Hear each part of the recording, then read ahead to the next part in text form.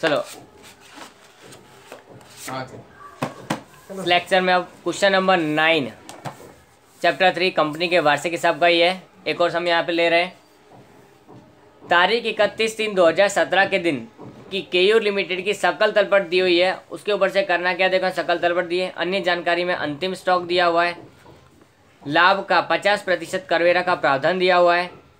और 31/3/2017 के रोज पूरे होते वर्ष का कंपनी कानून 2013 के परिशिष्ट 3 के अनुसार वार्षिक हिसाब तैयार कीजिए।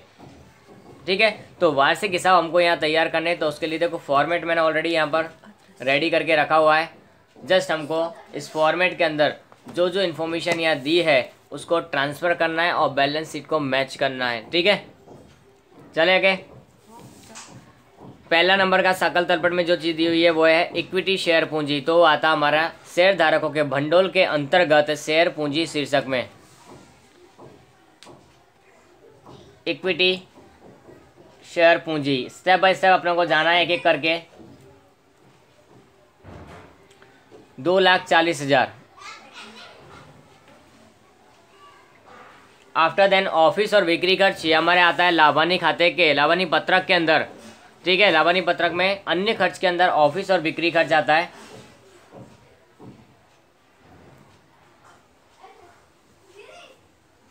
कितना है, 24,000 है, तो 24,000 यहाँ हम लिख रहे हैं। उसके बाद है खरीदी हमको लिखा हुआ है ये रहा 4,26,000। कितना है खरीदी, यानी उपयोग में लिए गए माल की लागत, उसी को हम क्या बोलते हैं, खरीदी। 10% के डिबेंचर और बॉन्ड ये दीर्घकालीन उधार ली रकम के अंतर्गत आते हैं। तो डिबेंचर 1,20,000 है, ये कहाँ आएंगे, यहाँ पर 10% के डिबेंचर। देखो डिबेंचर हमेशा नाम के साथ आते हैं, तुमको पता होगा ये। तो 10% डिबेंचर 1,20,000 रुपये के हैं, तो हमने वो लिख दिया है 10% के डिबेंचर। फिर है बिक्री कहाँ आती है हमारी, लाभानी पत्रक के अंदर सबसे पहले बिक्री ही आती है। कितनी दी हुई रकम उसकी, 9,60,000। कितनी दी है, 9,60,000। फिर दिया सॉफ्टवेयर अदृश्य संपत्ति के अंदर आता है। तो ये सॉफ्टवेयर हमारे पास आएगा अदृश्य संपत्ति में, लिखेंगे यहाँ सॉफ्टवेयर। कितना है, 1,20,000 है, तो हम लोग 1,20,000 यहाँ लिखेंगे। उसके बाद मजदूरी है, ये कर्मचारी मजदूरी और वेतन दोनों को प्लस करेंगे कर्मचारी लाभ के खर्च में। मजदूरी प्लस वेतन दोनों को यहाँ प्लस करेंगे, वेतन भी पीछे है। तो देखो मजदूरी है कितनी, 24,000 रुपये। उसके बाद में वेतन हमको यहाँ पे लिखा हुआ है 3 लाख रुपये, तो 3,24,000। दोनों कर्मचारी लाभ के खर्च कितने हो गए, 3,24,000। बीच में हमारे पास में क्या दिया, बैंक डिबेंचर ब्याज, ये वित्तीय लागत हुई। तो वित्तीय लागत यहाँ पे लिखी जाती है, ब्रैकेट में डिबेंचर ब्याज लिख देना है यहाँ पर। कितना है रकम देखो, 12,000। तो 12,000 हमने पूरा लिख दिया है डिबेंचर ब्याज। उसके बाद में बैंक ओवरड्राफ्ट है 14,400, ये कहाँ लिखा जाता है, अल्पकालीन उधार ली रकम के अंदर बीओडी और कैश क्रेडिट। बैंक ओवरड्राफ्ट कितना है, 14,400, तो हम यहाँ लिखेंगे।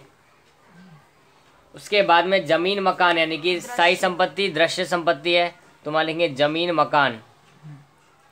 कितनी रकम है देखो यहाँ पर, 2,28,000। उसके बाद प्रारंभिक स्टॉक दिया हुआ है 36,000। तो प्रारंभिक स्टॉक आता है लाभानी पत्रक के अंतर्गत प्रारंभिक स्टॉक माइनस अंतिम स्टॉक। कितना दिया हुआ है, 36,000। उसके बाद में प्राप्त बट्टा 15,600, ये आवक हुई। देखो अन्य उपज में गिना जाएगा, प्राप्त लिखा है इसके लिए हमको पता चला कि आवक है। तो प्राप्त बट्टा कितना है, 15,600 लिखा है। फिर लिखा देनदार हमारे क्या होता है, संपत्ति, चालू संपत्ति के अंदर व्यापारी लेना में आता है देनदार प्लस लेनी उंडी। तो देनदार अकेला दिया, हम इतना ही लिखेंगे 1,80,000 हो गया।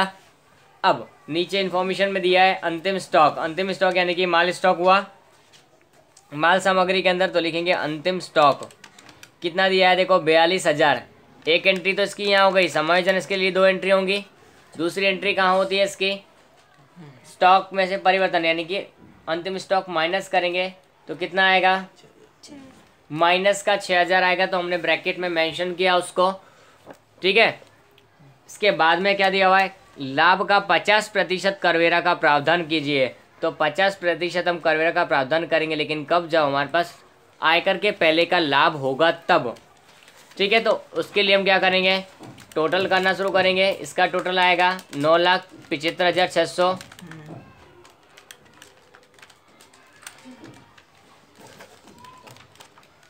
इसका टोटल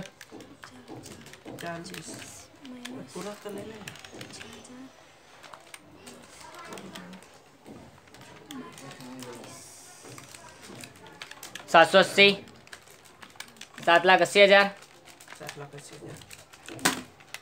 हाँ 7,80,000। इसमें से इसको माइनस करेंगे, 1,95,600 आएगा।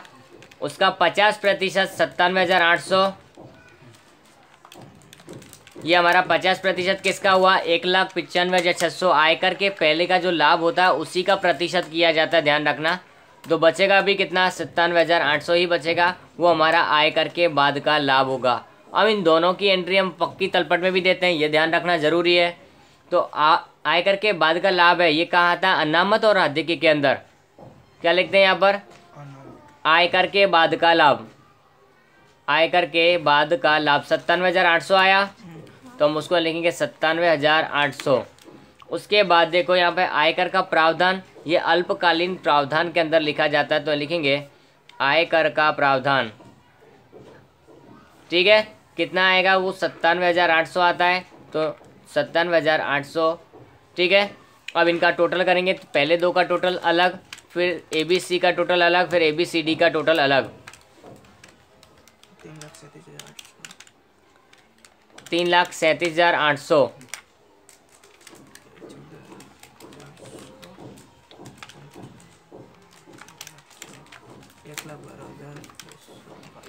अब इन तीनों को हम टोटल कर देंगे, तो हमारे पास मिल जाएगा कुल दायित्व। क्या मिल जाएगा, कुल दायित्व।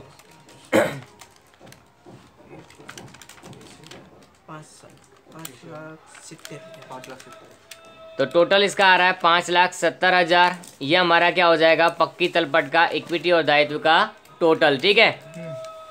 उसके बाद हम संपत्तियों के साइड का टोटल करते हैं। तो यहाँ तक पहला भाग और यहाँ तक दूसरा भाग। तो पहले भाग के अंदर कितना आ रहा है, 3,48,000, और दूसरे भाग का हम टोटल करेंगे तो हमारे पास आएगा 2,22,000, ठीक है। अब इस सब का पूरे का टोटल करके चेक करेंगे तो देखो हमारे पास 5,70,000 आ गया होगा। तो ये हमारा बैलेंस शीट का दोनों का टोटल देखो मैच हो गया। तो इस प्रकार से हमारे दोनों क्वेश्चंस होते हैं इस चैप्टर में। इससे ज़्यादा कुछ होगा नहीं। होमवर्क में क्वेश्चन नंबर 10 है, सो इसके बाद वाला जस्ट वो करना है।